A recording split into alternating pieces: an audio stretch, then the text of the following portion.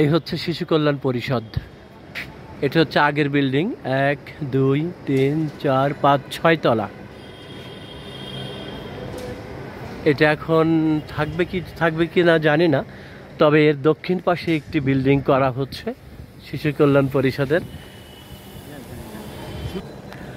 তো এর দক্ষিণ পাশে একটি বিল্ডিং হচ্ছে, সেই বিল্ডিংটার তলদেশটা একটু দেখাই।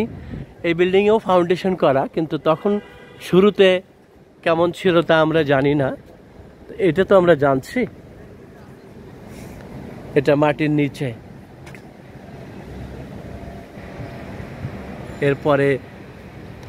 এরপরে আরো কয়েক তলা হবে।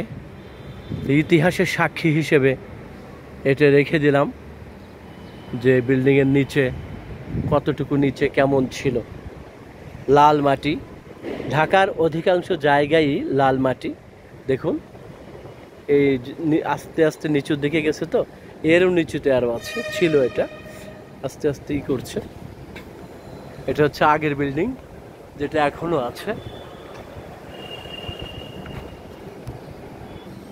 তা আগের বিল্ডিং এর এই যে ভীমগুলো দেখা যাচ্ছে।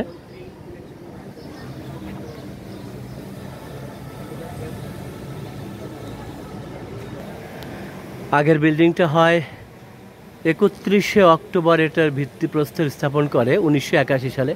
আমি পুরোটা পড়ি। বাংলাদেশ শিশু কল্যাণ পরিষদ ভবন, পঙ্গু শিশু হাসপাতাল উদ্বোধন করেন গণপ্রজাতন্ত্রী বাংলাদেশ সরকারের মহামান্য অস্থায়ী রাষ্ট্রপতি বিচারপতি আব্দুস সাত্তার, 31শে অক্টোবর 1981 সাল।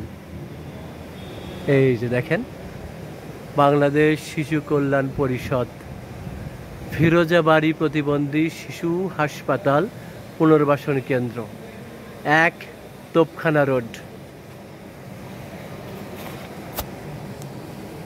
ঠিক আছে। এটা হচ্ছে বাংলাদেশ শিশু কল্যাণ পরিষদ বাসিকপ।